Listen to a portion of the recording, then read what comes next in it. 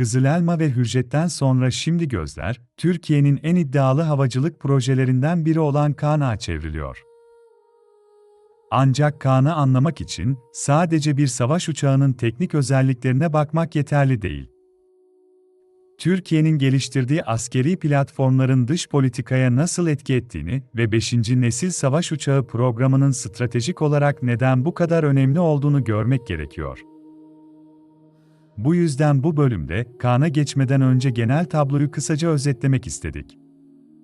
Çünkü savunma sanayi artık yalnızca cephede değil, diplomasi masasında da ülkelerin hareket alanını belirleyen en önemli unsurlardan biri haline geliyor. Siz de bu tarz stratejik analizlerin devamı için kanala abone olarak destek olabilirsiniz. Ayrıca Türkiye'nin bu politikaları hakkında ne düşündüğünüzü yorumlarda paylaşın, bu konuyu birlikte konuşalım. Uluslararası sistemde güç, yalnızca kaç askere, kaç tanka ya da kaç savaş uçağına sahip olduğunuzla ölçülmez. Asıl güç, ne üretebildiğinizde ve gerektiğinde hayır diyebilme iradesiyle ortaya çıkar. 1990'lı yıllarda Türkiye, savunma alanında büyük ölçüde dışa bağımlıydı. Savaş uçağı, mühimmat, hava savunma sistemi ya da kritik motor teknolojileri için çoğu zaman başka başkentlerin kararlarını beklemek zorundaydı. Bir ambargo, bir veto ya da bir siyasi kriz, Türkiye'nin sahadaki hareket alanını doğrudan daraltabiliyordu. Bugün ise aynı Türkiye, kendi insansız hava araçlarını üreten, kendi savaş gemilerini denize indiren, hava savunma sistemleri geliştiren ve 5. nesil savaş uçağı hedefini konuşan bir ülkeye dönüştü. Bu sadece bir savunma sanayi hikayesi değildir.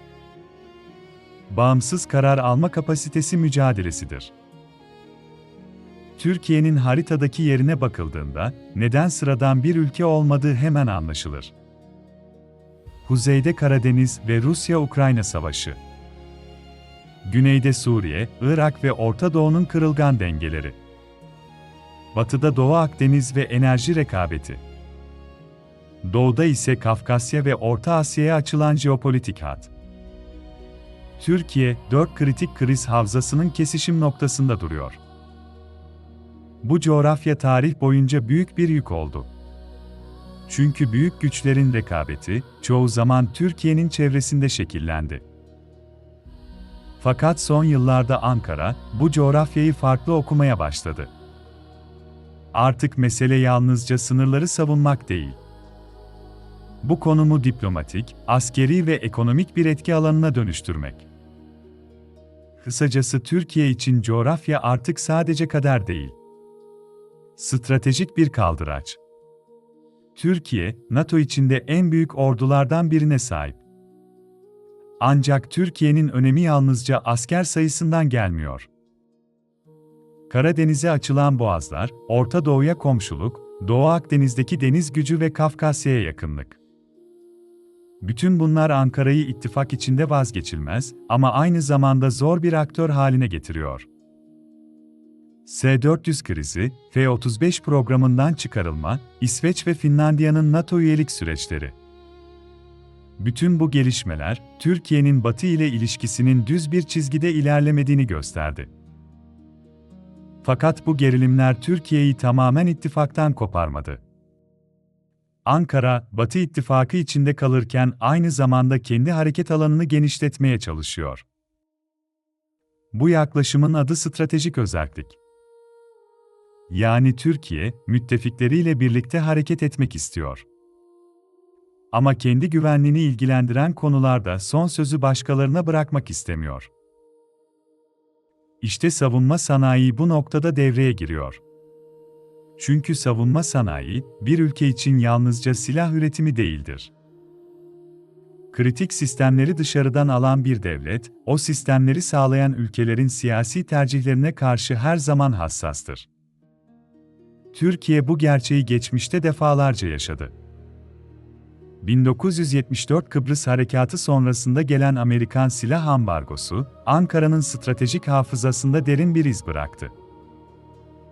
Bugün geliştirilen Kaan, Hürjet, Bayraktar TB2, Akıncı, Kızılelma, TCG Anadolu, Milgem, Altay, Hisar ve Siper gibi projeler, Bu yüzden yalnızca askeri platformlar değildir. Her biri, Türkiye'nin dış baskılara karşı daha dirençli hale gelmesini sağlayan birer stratejik sigortadır. Çünkü savunma sanayinde bağımlı olan bir ülke, dış politikada tam bağımsız hareket etmekte zorlanır. Bir motoru, bir mühimmatı, bir yazılımı ya da bir yedek parçayı dışarıdan bekliyorsanız, karar alma sürecinizde dışarıdan etkilenebilir. Bu yüzden Türkiye için savunma sanayi, teknik bir sektör değil.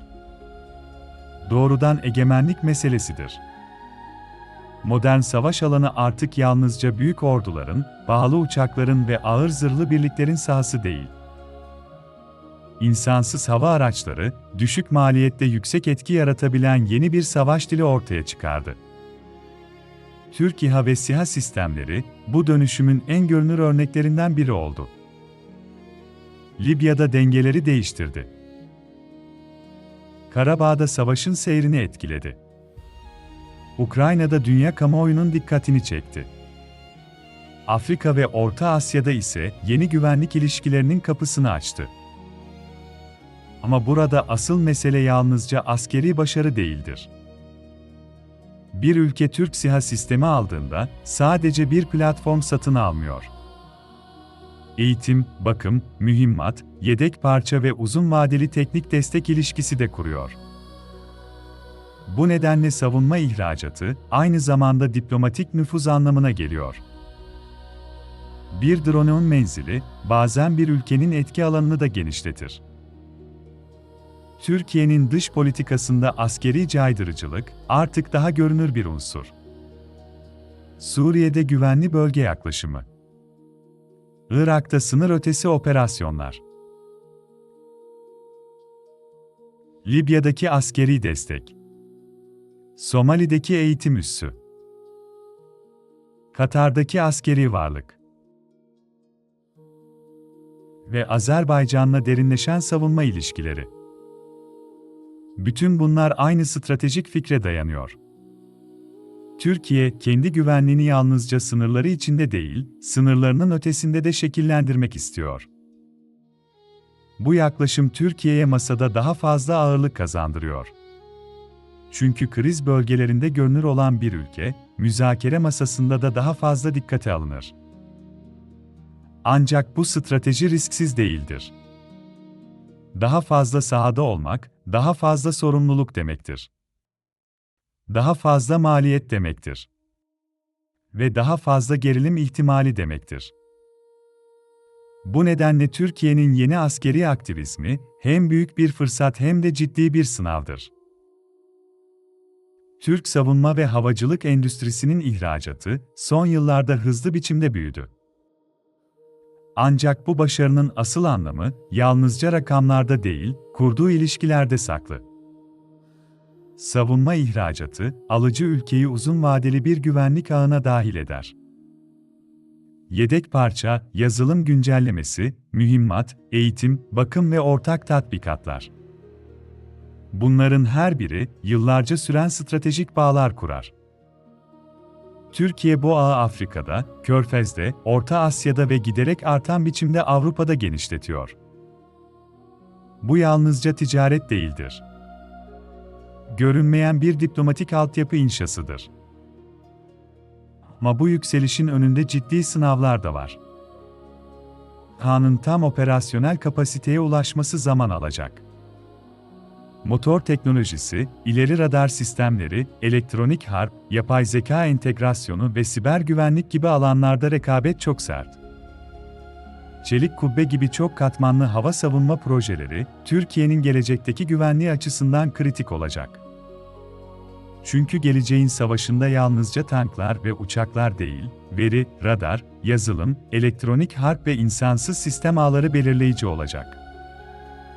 Türkiye bu yarışta seyirci kalmak istemiyor. Ama bu yarışı tamamlamak için daha fazla zaman, daha fazla kaynak ve daha fazla teknolojik derinlik gerekiyor. Türkiye'nin askeri gücü artık yalnızca sınırları koruyan bir unsur değil. Dış politikanın, diplomatik pazarlığın, ekonomik açılımın ve teknolojik bağımsızlığın taşıyıcı kolonlarından biri haline geliyor. Bu dönüşüm tamamlandı mı?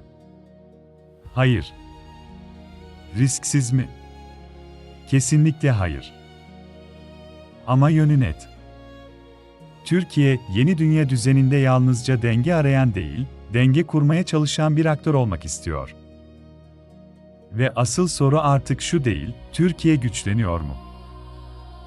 Asıl soru şu, bu güç hangi coğrafyada, hangi araçlarla ve hangi maliyetle kullanılacak? Türkiye'nin askeri yükselişi sizce en çok hangi bölgede etkili olacak? Karadeniz'de mi, Doğu Akdeniz'de mi, Kafkasya'da mı, yoksa Afrika ve Orta Asya'da mı?